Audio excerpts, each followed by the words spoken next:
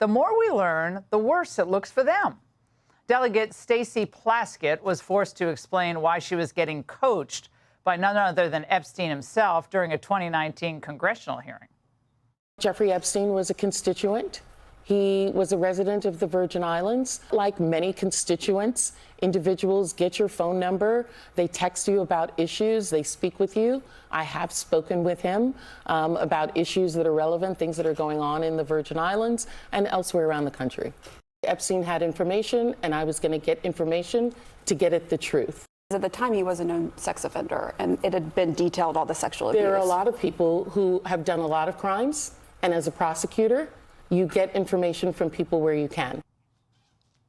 Is that really the explanation? That's like my dog ate my homework. I mean, that is the worst explanation I've ever heard. Well, people get my number. I mean, some of them are criminals. Some of them are really pedophile. I mean, I'm getting inputs.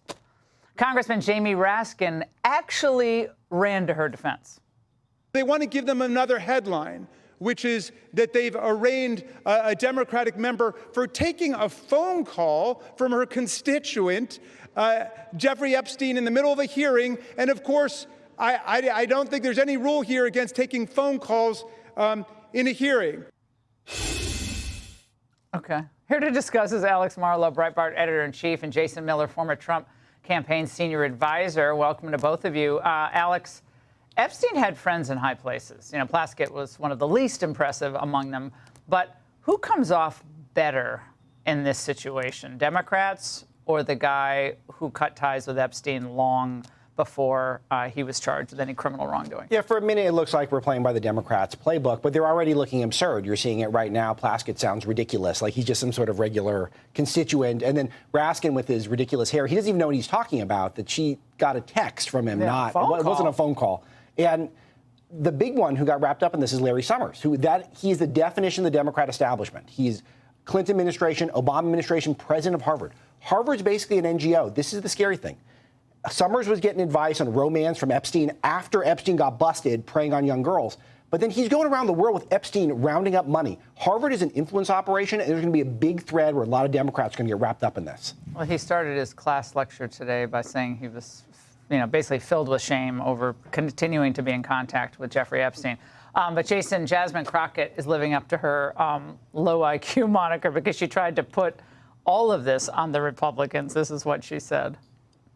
Folks who also took money from somebody named Jeffrey Epstein: Mitt Romney, the NRCC, Lee Zeldin, George Bush, Win Red, McCain Palin, Rick Lazio. And just know that the FEC filings, they are available for everybody to review. This is absolutely ridiculous.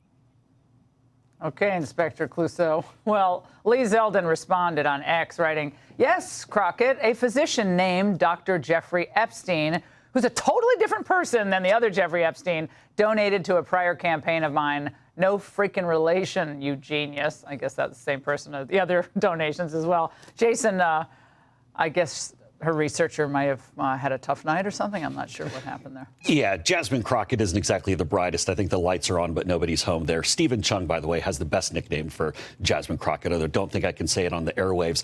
But I think what people are missing here a bit with the Democrats is that all of their palling around with Jeffrey Epstein was after he was convicted of being a pedo. So you have Larry Summers, who, again, is trying to get relationship advice as if this was some Dear Abby column from a convicted pedo. Hakeem Jeffries was actually soliciting money for his campaign from a convicted pedo. Stacey Plaskett, of course, as we saw, was getting job advice from a convicted pedo. So Democrats, I think this is really going to boomerang on them and hurt them far worse. And I tell you, they look really bad. And even Catherine Rummler, who I don't know how she still has a job at Goldman Sachs, but she's palling around with convicted pedo Jeffrey Epstein. This is going to be bad for the Democrats. Yeah, Alex, without any proof, without any evidence, Senator Chris Murphy made, in my view, a totally defamatory statement. And he thinks, again, with impunity. Watch. Clearly, Donald Trump was at the center of a child sex ring.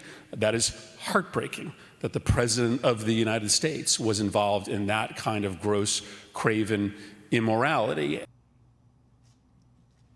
It's kind of Shocking, to be honest with you. It's slander. It's complete slander. He should sue, shouldn't he? I mean, you're the attorney here in the room. Yeah, well, but you have to prove that they knew it, was said maliciously and that the statement was false. But the statement is false. But watch this. No one is going to take any ownership when there are way more Democrats named, because Epstein was a Democrat. He was a Democrat fundraiser.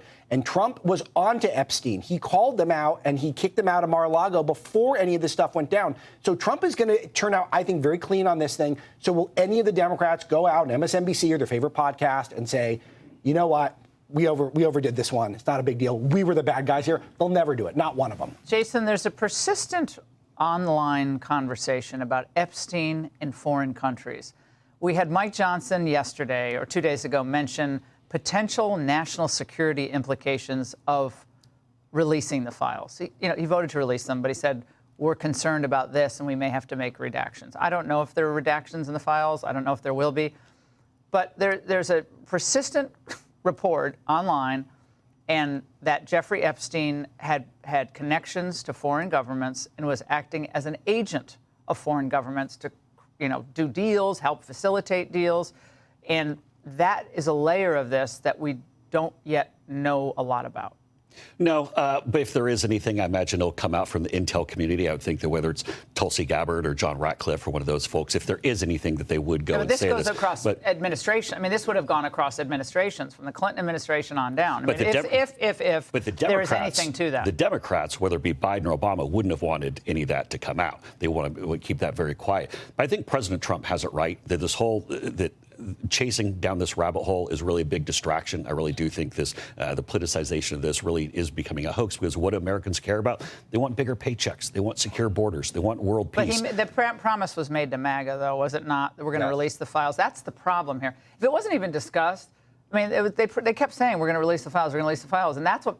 I mean, I didn't spend a lot of time on this issue because I was like, it's going to come out and everyone's going to think they were stupid. The president's always said, go ahead and put it out. They want to put it out. Go ahead and do it. It's a distraction. It's a waste of time, which I completely agree with. But don't you think they should have gotten it out sooner? I think it's just a distraction now. Transparency's good. It's good they're taking a mulligan on releasing this. And I'm actually interested because Johnson's saying that there could be national security implications. That could give away the game that Epstein was involved with people at a high level. So let's figure it out now. We already blew up the bomb here. Yeah. Let's go sort it out. We're not putting the genie back in the bottle at this point. Let's go figure it out. The president's frustrated, I think, because he's on message, he's on agenda.